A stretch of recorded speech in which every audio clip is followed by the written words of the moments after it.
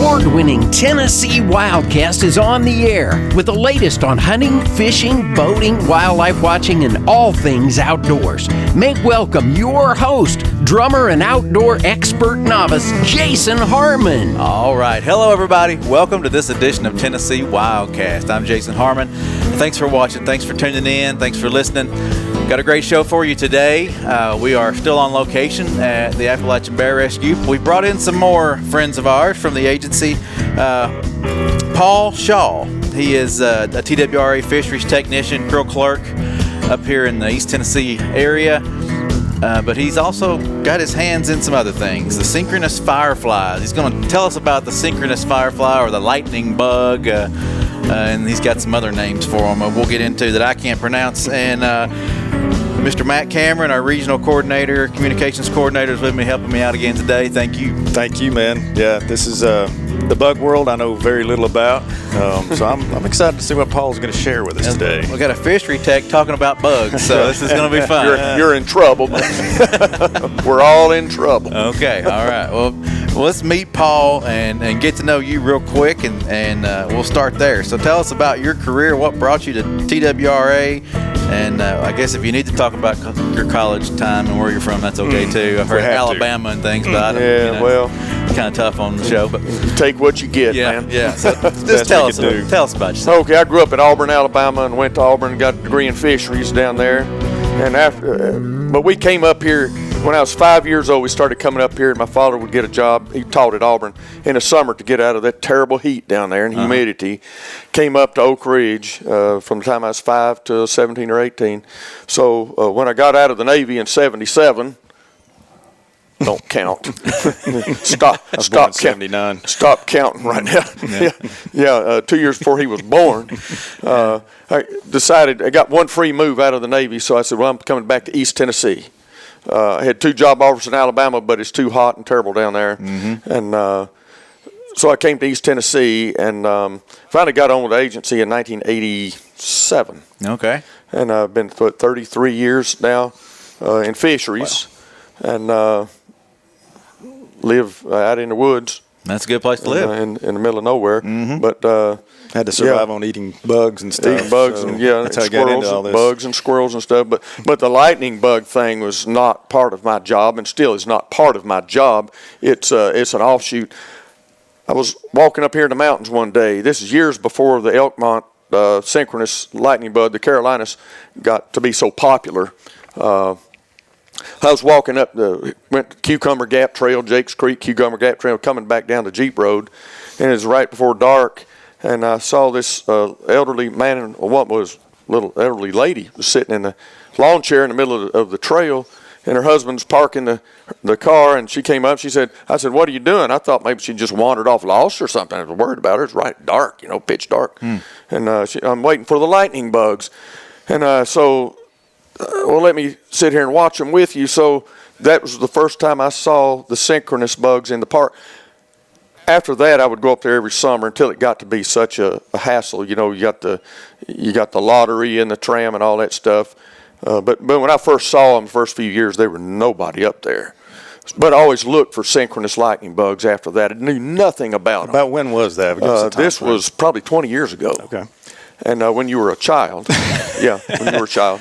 Just a babe. You're a toddler. Like one, to be honest with You're you. still a toddler back then, yeah. Goo goo gaga. So I'd go up there and look at them, but and I didn't know that there were any more than one species of synchronous lightning bug anywhere. I didn't know anything about them. I didn't either. One day about 2014, my house is in the woods, middle of nothing. Looked out the back door there one night, and there were synchronous lightning bugs blinking out through there. And I said, well, this is crazy. So I looked at them. I knew it's a different blink pattern than the ones in the park. The ones in the park will blink 6 times, and then they'll be dark for 6, 7, 8 seconds, and then they'll all join their fellow lightning bugs and start blinking again. Well, these were blinking 10, 20, 30 times in a row, all synchronous together. And so I got on the internet and checked around, and within 30 minutes, I had a reply from Lynn Faust, who is the local expert on worldwide expert on lightning bugs, but especially the ones in the park. And I had her on an email, and it turns out she lives off of Melton Hill Lake, and she had them in her yard. And, I keep my equipment over at Oak Ridge Management Area. And I looked at where she lived and where I live, and there's a beeline between her place and mine is right through the Oak Ridge Management Area. Beeline or a bug line? A bug line right through there, lightning bug line right through there, you know? Yeah, and that's bug flies. Yeah, so I said, well, this would be a good place to start looking for them because that's undisturbed property, most of it.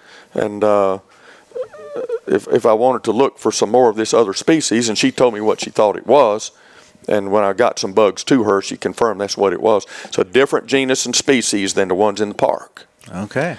And these, the ones in the park, blink in almost a perfect synchrony.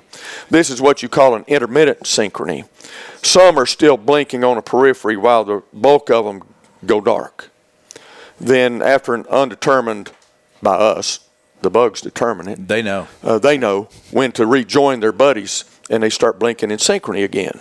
And that's called an intermittent synchrony because some of them are still blinking, on the periphery out through there. So that's what started this insanity, with the bugs. And I started it just for fun. Yeah. Mm-hmm. And but you've came a long way. You have a book that you've contributed to, and folks can read up on. I haven't contributed anything except, they've got our project mentioned in there. Lynn Faust did it. Tell us about the project and how unusual this is. Wayne Jafellers used to be one of our dispatchers, and he was a technician out at the National Lab. And the Oak Ridge property has got 22,000 acres that's reserved just for an environmental study area as a buffer around the main part of the DOE property. And it's for environmental studies. And so they got, I was badged for access.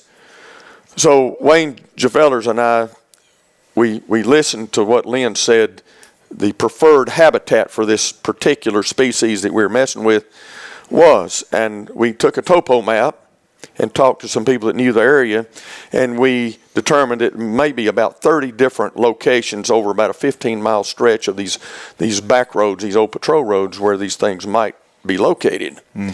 And we went out and looked, and 28 of those did have populations of this Fisheries frontalis, which we call the snappy sink. Okay.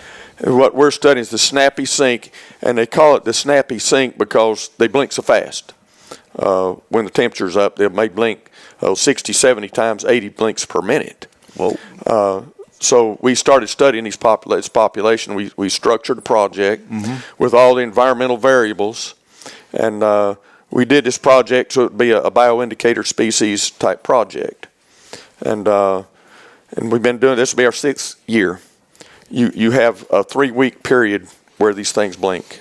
That was going to be one of my questions. Yes. What time of year are you going to see these bugs? And so you're telling me you got 3 weeks in this time period. They start toward the end of May, the last week of May, and will blink through the 2nd week of May, sometimes into the 3rd week of May.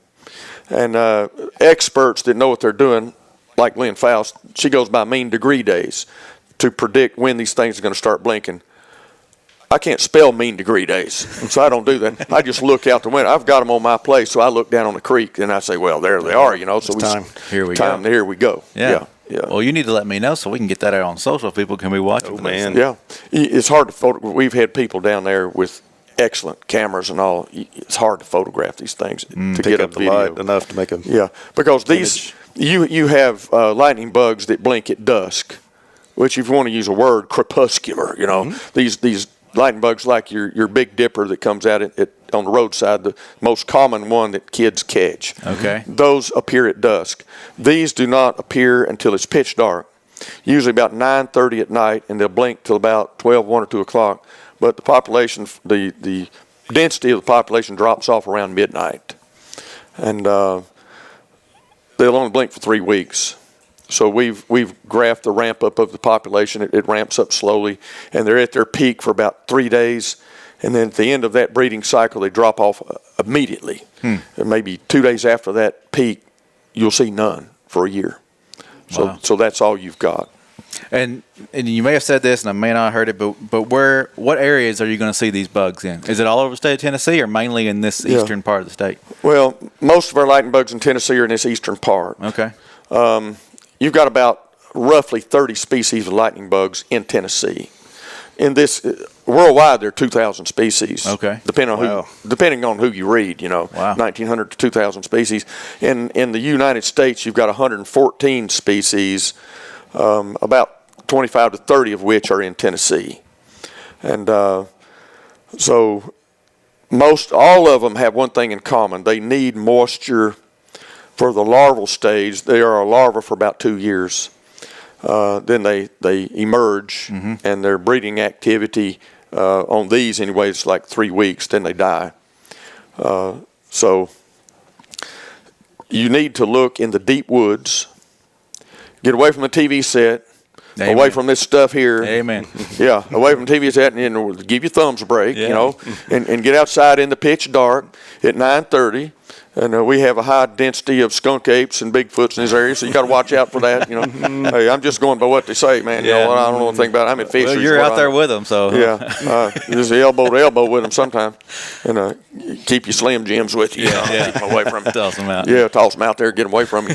But if you get out there near a body of water, the best location that we determine is on a western or northwestern facing slope of a hill that comes down to a small branch or creek, somewhere there's a little body of water where this larval stage has to have the moisture to survive.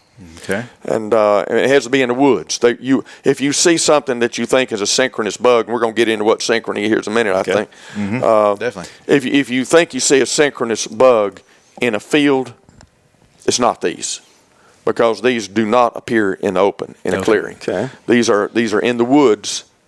After 9:30 at night, after pitch dark. This is Eastern time we're talking about, and start looking for them there. Okay. These I don't know how. I don't think these were documented, the locations of them in East Tennessee, very well. Now, after this, the ones in the park, the Photinus carolinus, got so popular, people started calling in and reporting that they think they see synchronous lightning bugs, and so my buddy Gerry Middleton from TDEC and I would go all over the place looking and trying to see if these were synchronous lightning bugs or not. And most of the time they were not. It was different species that overlaps. The Photinus heebie-jeebies, that would appear. But most of those are not in the deep woods. They're in a tree canopy on the edge of a field. Okay. And evergreens, they love evergreens for some reason. But we started getting calls, and these snappy sinks, you got pockets of these things all over the place. I think Waldoxie National Forest or Park, whatever it is in Mississippi, apparently it's got a tremendous population of them. Lynn Faust texted me last year, and she was down there with David Attenborough and them studying synchrony and all, and she said, how are you structuring your counts, your population density counts? Said they're surrounded by 1,000 of them blinking all at one time, I've seen them in different locations in East Tennessee. Locally, if you go to Norris, at the Norris watershed, behind the old grist mill, the little dirt road goes back in there, gravel road, and there's a little pond. It's a water pickup pond for the town of Norris. There are some right there. I've seen them on the side of Highway 95. There are people in Oak Ridge, in the neighborhoods of Oak Ridge, houses, neighborhoods. If there's a moist location in deep woods at night, there are some there. If people will get out and start looking around and pay attention to what synchrony is, I think they'll find them, and they don't have to go to Elkmont and put up with a lottery. And like the crowds. And the crowds, 1,000 people over there, they don't have to put up with any of that to see a good light show from synchronous species. Well, let's see what synchronous means for those who. Okay, we've got a string of lightning bugs here. He's got some kind of. We bought these lightning bugs in contraption here. You may think High tech. these are Christmas lights, but no, these are lightning bugs. Okay. Highly trained lightning bugs is what these are. Now, there's a difference between synchrony and lightning bugs blinking all together. We get calls from these Hebes species where they're little white lights in a canopy by the hundreds, glittering and glittering. And now and then you'll look and you'll see 2 or 3 of them in there, and they're synchronized, they're blinking together. But there's a difference between all blinking together and blinking in synchrony. Okay. Now this is synchrony right here. They're all together at the same time. Okay. That's synchrony. Now, if you're listening to this show, you need to go watch because we've got got a light show going on here for you. And these snappy sinks, sometimes they'll blink this fast. Uh-huh. The higher the temperature and humidity, and the more they're toward the peak of the breeding season, the faster they'll blink. Faster blink, okay. Yeah. So they even change their blink pattern intra-species. That's right, during the time of day even, Okay. the blink frequency. Didn't know that. And anyway. So what do we have here? while this is going on, What's going on here? These are organized lightning bugs. Then you've got some oddballs that show up. Strange. Something. You've definitely got to watch this show I now. don't know what the heck's coming in here. You've the brought set. Come over here. Get away from me. Get away from me. so your light show worked. It worked. It worked. Called them right in It here, brought Paul. them in. It brought them in. Yeah. So Explain to them what's happening. What do we have Yeah. here? Yeah, we've got a lightning bug creature has walked in. Flew in. Flew in, I guess. Yeah, flew in. This is Gerry Middleton. Gerry Middleton. I thought I saw Yeah. his name on the list to be on the show, but he hadn't showed up yet. So this is him. This is Gerry Middleton's a bat man. He studies bats, retired from TDEC, Department of Environment and Conservation. Okay. And he's been right-hand man in the woods for the last, 4 years? Does it speak? 4, 5, 6 years, a lot. Yeah, It does sign language. It speaks. You can speak now if you want to speak. Predacious female. I mean, Oh, he's a predacious female. The deep voice. my blink rate. Yeah. Check. Oh my goodness! Look at this. Yeah. Turn around where they can see your blink rate here. This is a very rapid blink rate. To mimic that of the snappy males. Can we get the headset on so we can hear you? Yeah, put the headset on there. Mic him up. Help him out there, her up. Paul. Turned around there. All right, here we go. Do you have ears? Lightning bugs have ears? They do This today. one does. Can you hear? Can you hear anything? Perfect. So I can mimic the blink pattern of the snappy female, fooling the males that are flying around looking for me. So when I catch him, he gets eaten. And so I absorb the chemicals like luciferin, which helps me light up my light bulb. Yeah. Luciferin. Okay. And so that's what I do. And we're pretty old. Some of our species go back 100 million years. There's been fossils found in Burma amber of fireflies that had a photic organ. So we've been through a lot over the times. Yeah, I want to show you what he's talking about. One of Sure. his relatives here We'll need a little bit more explanation. made some photographs here. Now, this is the one that we're studying. This is, if you want to go out and see if you can find these, and a lot of people that are listening to this probably have these on their property, Uh-huh. if they have deep woods and a body of water. Okay. This is the species, the snappy sink. There is no red on the head. Okay. That is a characteristic of this thing. This is a female that was being devoured by a wolf spider. Spiders are one of the big predators that prey on lightning bugs. Okay. This what he was talking about when the female Fisheries, there's some lightning bugs out there that be mean ones. They're mean ones. I'll show you a picture of her. It's a Fisheries species female that preys. Here's one. We call them a predator because they prey on the males of these other species.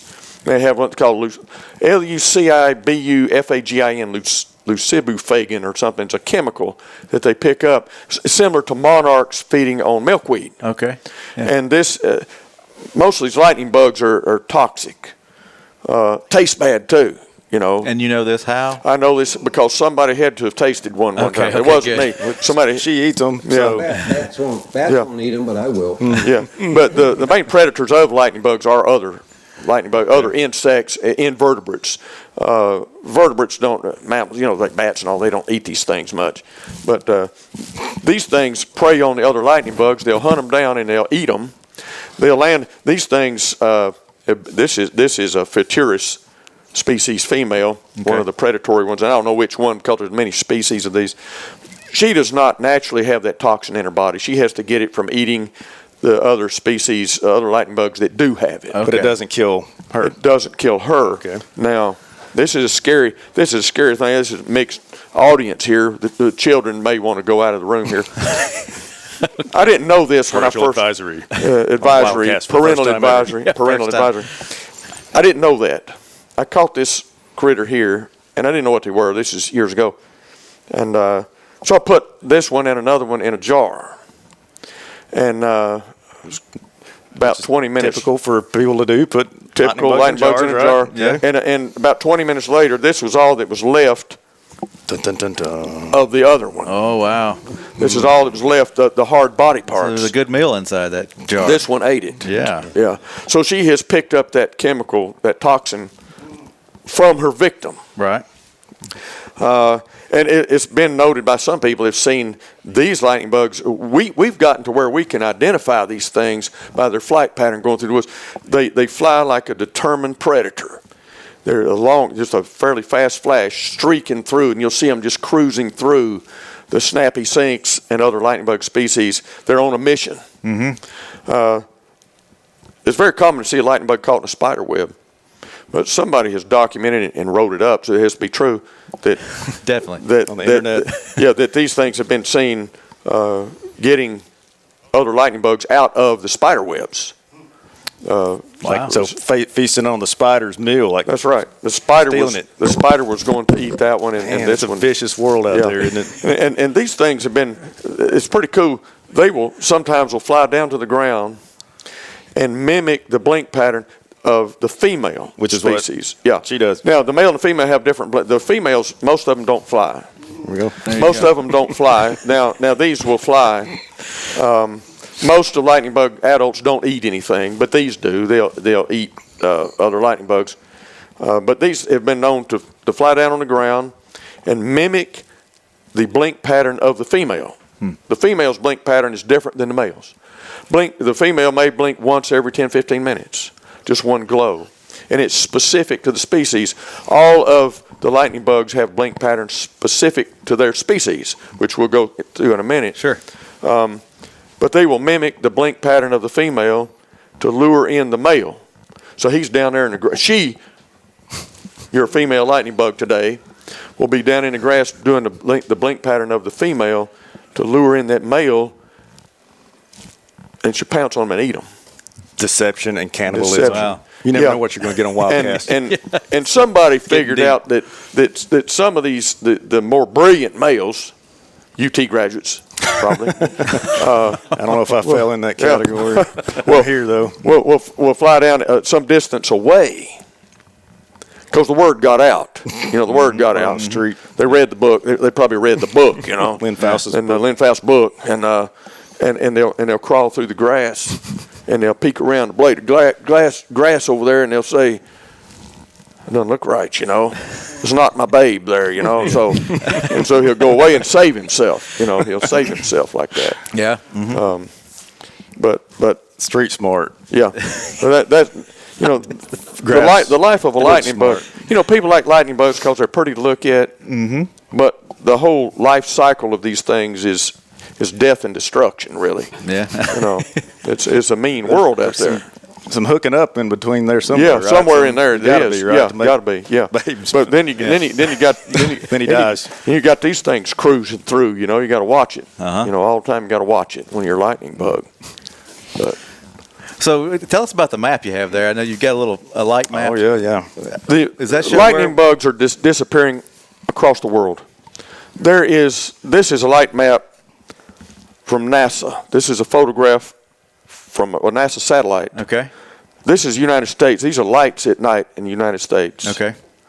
Artificial light at night, ALAN, is an abbreviation for artificial light at night. Alan. Alan, you know anybody named Alan? I do. My middle name of my son. I'll start calling him artificial light at night. Artificial light at night. You named him after that. A destroyer of lightning bugs. Yeah. And there was a group I can't remember the name of the group in Germany that studied. They put out bug traps since 1905, and the bug insect population density has been about the same until about 2006, 2007. And they noticed over just a few years that the number of bugs they collected declined by 78%. You can say 80%. Yeah. And I said, well, maybe this is a temporary thing. Well, the next year they came back, and it's still down by 80%.